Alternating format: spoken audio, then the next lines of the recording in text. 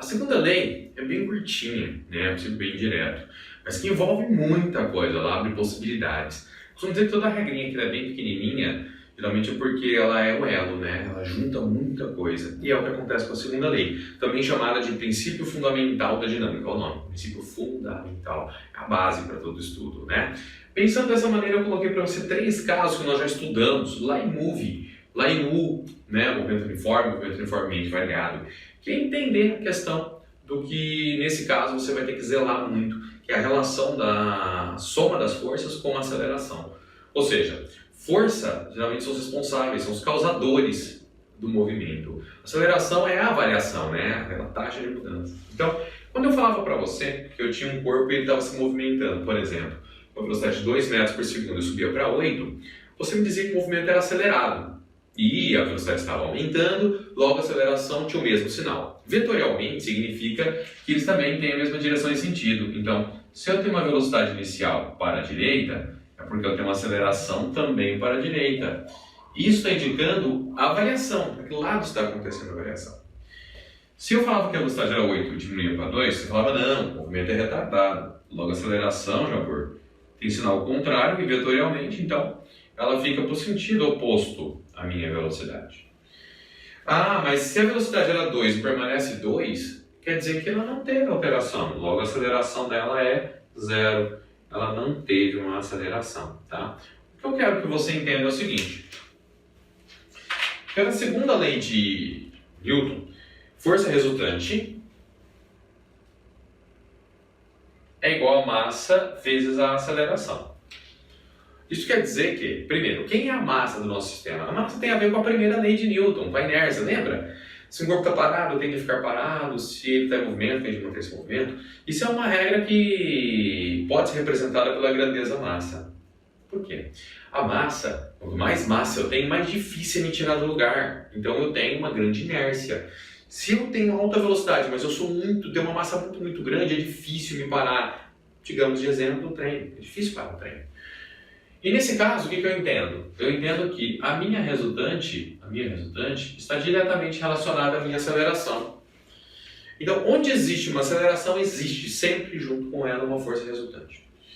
Nesse caso, se eu tenho uma aceleração para a direita, eu tenho uma resultante para a direita. Está aqui, força resultante, sempre junto, certo? Está aqui certinho. Se a aceleração é para a esquerda, a resultante também é para a esquerda. Aqui. Se eu tenho uma aceleração 0, significa que a força resultante também é igual a 0, né? Ó, velocidade constante, movimento retilíneo, equilíbrio dinâmico, ok? Maravilha! Então essa função é muito importante para a gente. Isso vale para todo tipo de movimento, tá, gente? Eu posso simplificar para você um outro caso aqui, por exemplo, do movimento circular. Imagina que você tem um corpo executando um movimento circular. O que eu te falei? Que esse movimento é um movimento forçado. Logo, se ele é um movimento forçado, eu dizia para você que em todos os pontos dessa circunferência, ele vai receber uma aceleração chamada de aceleração centrípeta, né? E a relação aqui é a mesma. Então, eu vou ter aqui, para o centro da minha circunferência, eu vou ter a aceleração do tipo centrípeta. Está aqui bonitinha, tá? E junto com a aceleração centrípeta, eu continuo tendo uma resultante. Só que agora ela muda de nome, né? E nesse caso, eu vou ter uma resultante para o movimento circular. Mas eu quero que você veja o seguinte nesse momento, o que mais me interessa. A gente vai entrar na dinâmica do movimento circular, tá? Uma coisa de cada vez. Mas só para você entender. Se a aceleração é para a esquerda, a resultante também é para a esquerda. Se não tem aceleração, não tem força resultante. Se a aceleração é centrípeta, aparece uma força resultante que a gente chama de resultante centrípeta, certo?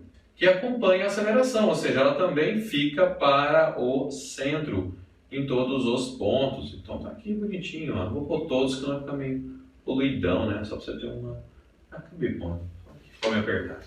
Tá? Então, onde tiver uma aceleração, tem uma resultante. E outra coisa mas muito importante, é você entender que força resultante não é uma força. Oi? Já não fez sentido. Força não é força.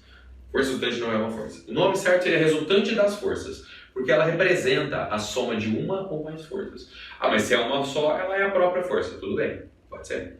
Uma atração pode ser a força resultante, ela representa a resultante. Mas não, é importante que você entenda, força resultante não é uma força. Não é. Então, força resultante, ela é a soma das forças que causam um movimento, tá? Ela não é uma força. Então, ela não é colocada no sistema como mais uma força, e sim, ela representa essa soma. Não esqueça disso em nenhum momento. Eu repeti várias vezes aqui seguidas para você guardar. Não tire sua cabeça. Força resultante não é uma força. É a soma vetorial das forças que levam o movimento a acontecer. Tudo bem? Ah, isso quer dizer então que resultante pode ser que tenha força? Sim. Pode ser que tenha várias forças e que por algum motivo elas são contrárias, se cancelam, e quando elas se cancelam automaticamente você tem um resultante zero. Outra coisa muito importante, não é possível ter uma resultante zero, já que a gente citou, com menos de duas forças. Não tem como uma única força cancelar ela mesma.